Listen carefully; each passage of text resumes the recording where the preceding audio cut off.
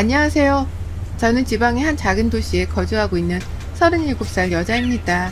아직 마음은 10대 고등학생인데 내일 모레면 40대를 맞이하는 어엿한 30 후반이네요. 저는 결혼했습니다. 4년 전에 2살 연상의 남편이랑 결혼을 했고 그 사이 2번의 유산을 했었습니다. 체력적으로 힘든 부분도 있었고 정신적으로도 많이 온전치 못했었거든요. 시댁 때문에 말이죠.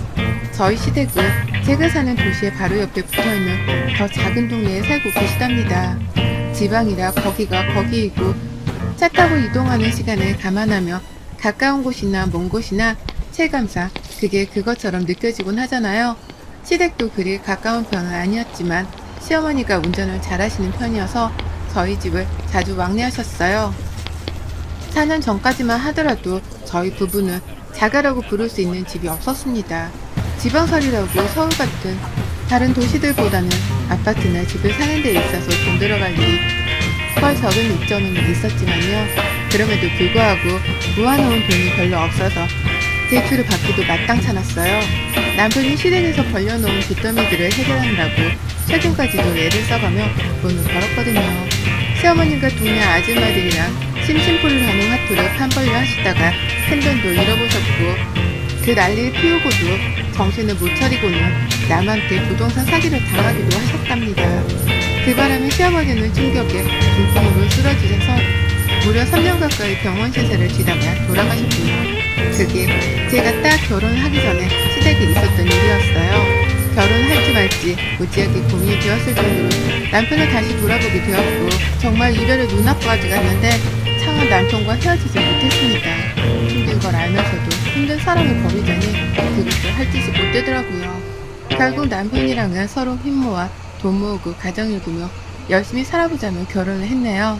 그런데도 한동안은 시댁으로 나가는 지출이 커서 돈을 모으질 않았었고요.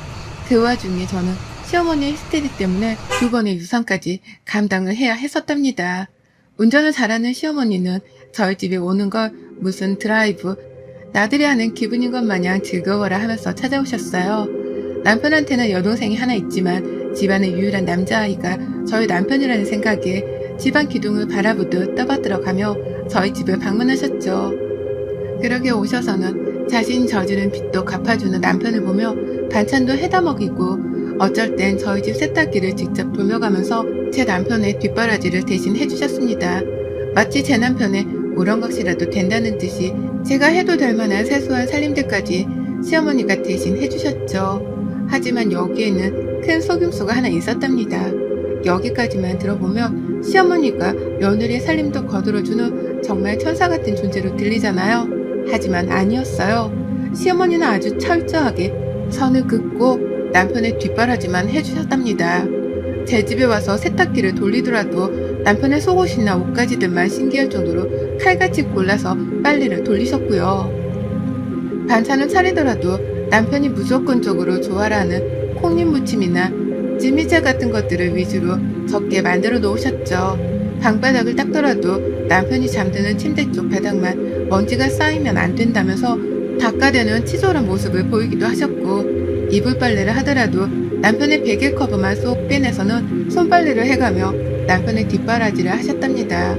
살림을 도와주시는 줄 알았더니만 내 남편의 우럭각시 역할을 대신 해가면서 자꾸만 내 옆을 알짱거리는 어머님이 슬슬 부담스러웠어요. 이럴 거면 그냥 차라리 오지 마시지. 왜 오셔서는 며느리 살림만 쏙 빼놓은 채 애지중지 여기는지 샘통도 났죠. 일부러 나를 엿먹이려고 저러신다는 확신이 있었기에 마음이 늘 편치 못했습니다. 그런 와중에 저나 남편은 둘 다 이 지역에서 집을 살 작정으로 회사를 열심히 다니고 있었는지라 출근을 하고 나면 하루 종일 내 집에 누가 들락거렸는지에 대해서 알 수가 없었죠. 신혼초에 함께 신혼집을 방문했다가 뒤에서 지켜보며 직접 현관 비밀번호를 알아내신 어머님은 그 후 망설임도 없이 쭉 저희 집을 들락거리셨고요. 오지 말라고 해도 오면 부담스럽다고 말을 내비쳐도 어머님은 내 아들 보러 가는데 왜 네가 중간에서 이러는지 이해가 안 간다. 꼭 모자 사이를 갈라놓으려는 사람 마냥 말이다. 사람이 집안에 잘 들어와야 한다고 하더니만 딱 그 말이 맞네 맞아 라고 하면서 오히려 저를 매정한 사람으로 치부를 해버리는 바람에 더 말을 길게 잇지도 못했고요. 남편은 시어머니 빚을 갚아준다고 젊은 날을 다 바친 걸 많이 괴로워하던 사람이었는데 결혼하고는 저까지 시어머니 때문에 힘들어하니 중간에서 해결해보겠다고 더 성화였습니다. 하지만 그럴수록 시어머니는 여자 때문에 아들이 변했다며 오히려 저를 꼬리 아홉 달린 구미호 취급을 하셨네요. 대화 자체가 깊게 통하지 못하는 분이셨어요. 그러니 저는 저대로 남편은 남편대로 서로가 힘들어했고 시어머니는 시어머니대로 아들과의 사이가 멀어져 간다며 더욱 무서운 집착을 보이셨죠. 여자가 유산을 하기까지의 스트레스를 받는다는 건 정말 극한의 스트레스를 받고 있다는 뜻이라고 하더군요. 저 스스로를 보니 더욱 뼈저리게 이해가 갔습니다. 직접적인 잔소리를 퍼붓는 건 아니셨지만 자꾸만 독립된 가정을 존중해주지 못한 채 주변을 맴돌면서 길을 빨려 하시는 것 같아 매사 불안했죠. 임신을 한 와중에도 그런 식으로 제 집에 와서는 제 물건만 쏙 빼놓고 빨래를 해주고 밥을 차리고 심지어 밥숟갈까지 하나만 딱 놓고선 제 남편한테만 밥을 먹으라 누르시는데 이럴 거면 그냥 아들을 데리고 나가서 사시지 그러냐며 한바탕 퍼붓다 유산을 했습니다. 첫 유산의 후유증이 커서 그런지 둘째도 유산을 해버렸고요. 그러는 와중에 저는 시어머니로부터 받은 스트레스를 좀 덜 받아보겠다면서 돈 버는 것에 더 집중을 하려 했고요. 저한테 기쁨을 주는 건 돈밖에 없었습니다. 쓰는 재미보다도 한 푼씩 모아가면서 언젠가 집이라도 사야겠다는 목표를 가지고 사는 것이 그나마 절 행복하게 해줬어요. 집 사겠다고 전략하며 지내다가 한 번씩 사먹는 치킨이 절 행복하게 했고 그렇게 치킨 먹고 맥주 함께 따면서 남편이랑 시어머니 뒷담화를 하는 게 유일한 낙이었습니다. 제가 불쌍한 건지 남편도 이런 저를 잘 맞춰주면서 지내줬고요. 그러다 드디어 저희 부부가 집을 샀습니다. 비록 서울 안에 있는 브랜드 아파트는 아니지만 이 지역에서는 나름 인지도도 좋고 외관도 깔끔한 아파트였고요. 남편이 버는 돈의 반을 시댁으로 퍼주며 살았던지라 대다수의 돈은 제가 모았었고요. 차곡차곡 모으는 돈에 대출도 좀 받아서는 온전히 제 명의로 산 제 집이었습니다. 남편도 미안함이 큰지 공동명의로 집을 사자는 말까지는 못하더라고요. 그렇게 저는 시어머니 덕분에 마음고생하고 몸고생한 걸 돈 모으는 재미로 살다가 집까지 덜컥 사게 되어버렸어요. 내 인생 37년 만에 내가 가지게 된 첫 명의의 집이었죠. 이왕 들어가 사는 거 제대로 살아보고 싶어서 기존 벽지부터 인테리어도 싹 다 새 걸로 바꿔버렸고 조금 더 돈을 보태서는 새로 사고 싶었던 소파까지 바꿔버리면서 온 재미를 인테리어에 쏟아 부었습니다. 이사 준비를 하면서 제가 퇴근을 하고도 집에 들어가 있지를 않던 바람에 시어머니를 만날 일도 없었고요. 남편한테는 절대로 새집 비밀번호는 알려드리지 않을 거라 하면서 시어머니께는 이사간단 말조차 아꼈어요. 시어머니를 새집에서까지 마주보고 싶은 마음은 없었으니까요. 그렇게 주말에 반짝 이사까지 마무리를 하고는 짐까지 다 풀고 몸이 녹초가 되어 있는데 밖에서 초인종이 울렸습니다. 이웃이 인사라도 하루 왔나 싶었어요. 그래서 정말 아무런 경계 없이 반갑게 문을 열었는데 아니 세상에 안 보여야 할 얼굴이 거기 떡하니 웃으면서 서 있더라고요. 시어머니요. 여기구나 니네 새 아파트가 라는 반가운 말을 하시면서 제가 열어버린 문을 자기 손으로 활짝 열고는 집 안으로 들어오셨습니다. 어머님이 여긴 어떻게? 라면서 말끝을 당황히 흐리는 절 보며 어머님은 그러시더라고요. 이래서 네가 최근 내내 집에를 들어오지도 않고 맨날 늦었던 거구나. 어쩐지 밖에서 할 일도 없는 애가 퇴근을 하고도 집에 오질 않는 게 이상하다 싶었다. 둘이 서로 짜고 치는지 말도 안 해주고 말이야. 새 집으로 이사 오는 걸 그렇게나 숨기고 싶었던 거야? 나한테? 라고 말이죠. 그리고는 어머님이 손에 들고 온 무거운 가방을 내려놓으시고는 집안을 멋대로 한 바퀴 쓱 둘러보셨답니다. 완전 새 아파트네 이거 다. 이거 한다고 집에를 안 들어왔구나. 난 그것도 모르고. 라는 말을 하시면서 기분이 나쁜 건지 좋은 건지 분간도 안 되는 말투로 제 집을 훑어보셨어요. 그 와중에 버릇은 여전히 못 고치셨고요.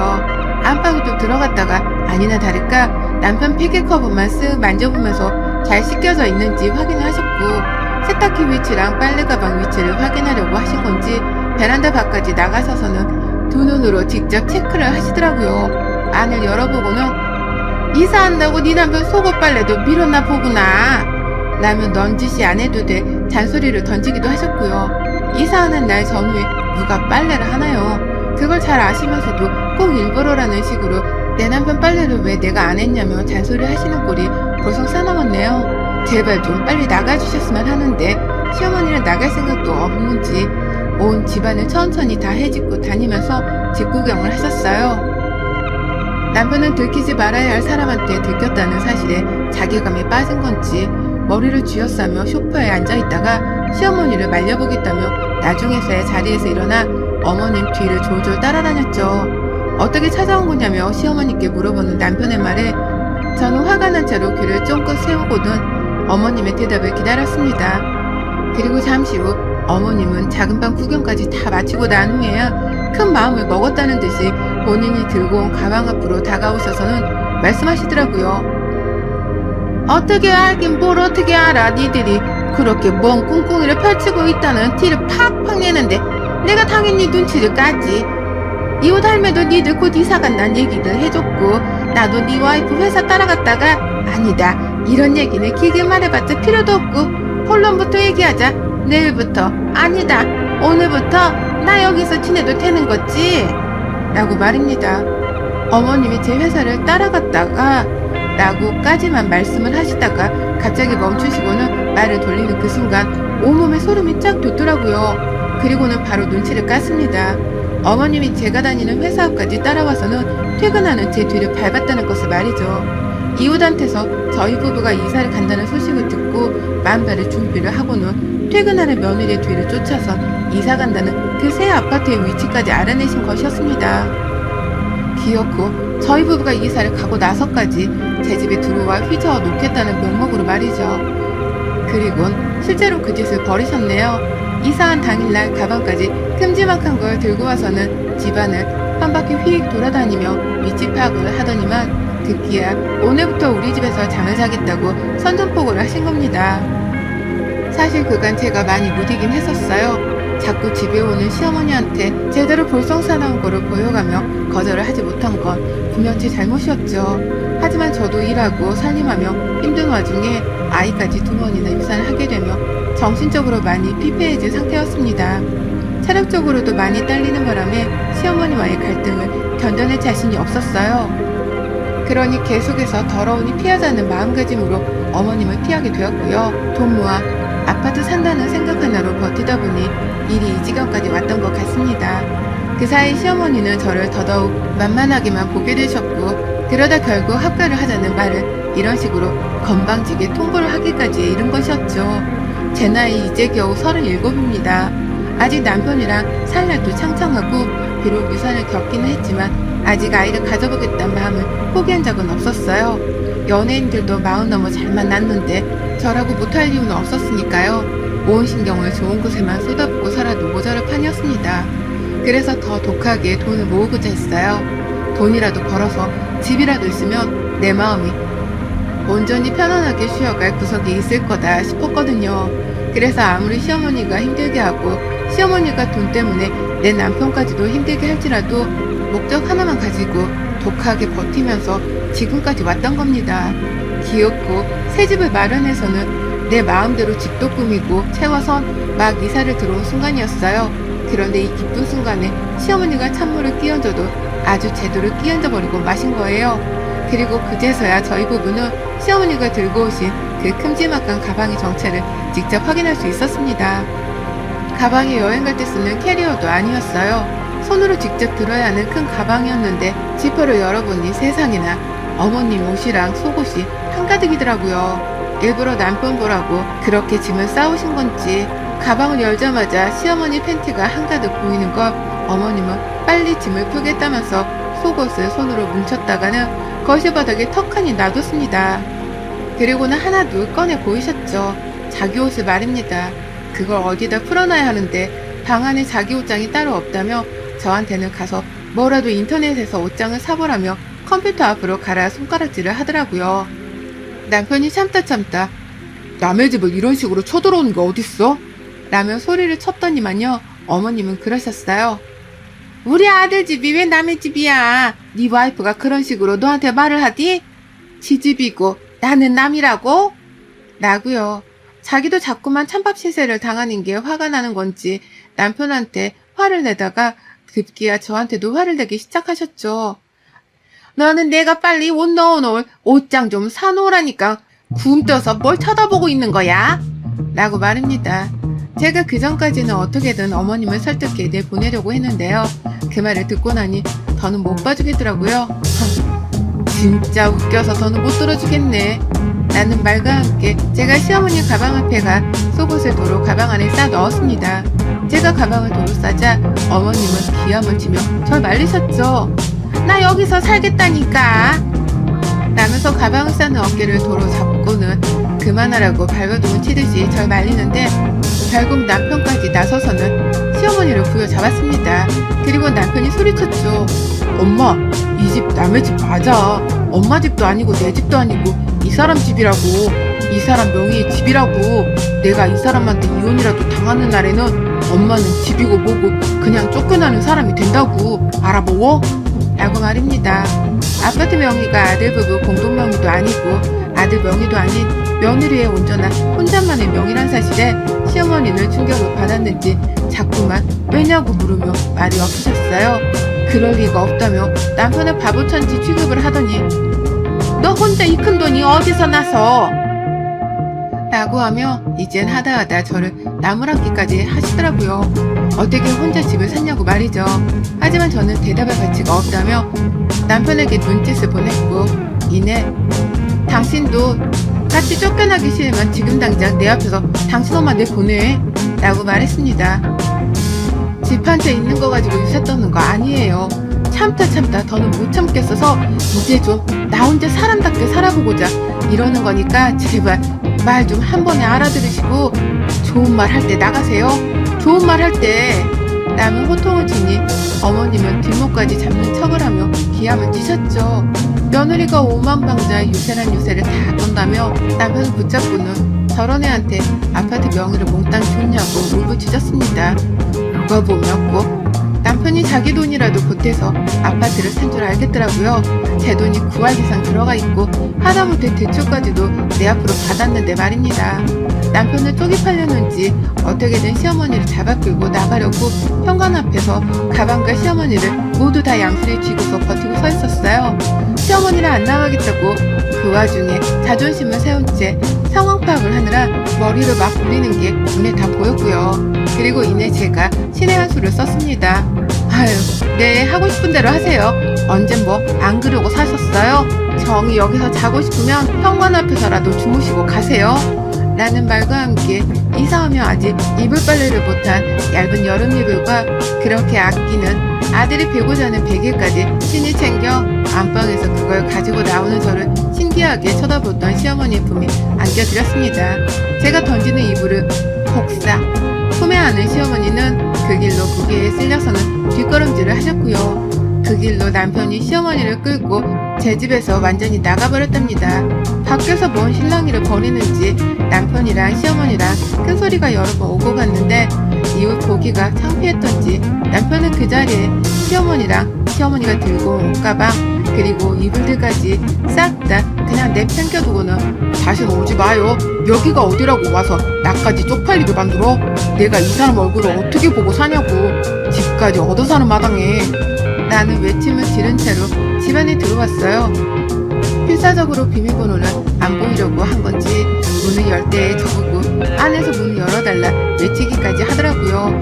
그렇게 남편과 저는 시어머니를 이불 보자기와 함께 내쫓은 뒤 집안에서 조용한 첫날밤을 맞이했습니다.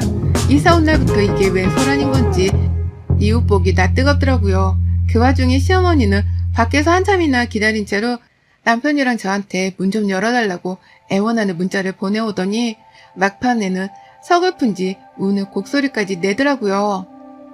다행히 앞집에 이웃분이 안 계셨던 건지 아무도 나와서 제지를 하는 사람이 없었고 어머님은 현관에 딱 달라붙어 곡소리를 거의 20분 가까이 내가며 저희 부부에게 문 열어달라 문자를 보내시다 사라지셨어요. 집으로 돌아가신 거죠. 인터폰으로 문 앞을 보니 이불이랑 베개만 덩그러니 놓여진 채로 시어머니는 가방과 함께 흔적도 없이 사라지셨더군요. 그제서야 남편은 이불을 챙겨 집 안으로 들어왔고 그날 남편은 어머님으로부터 저런 통보를 받았습니다.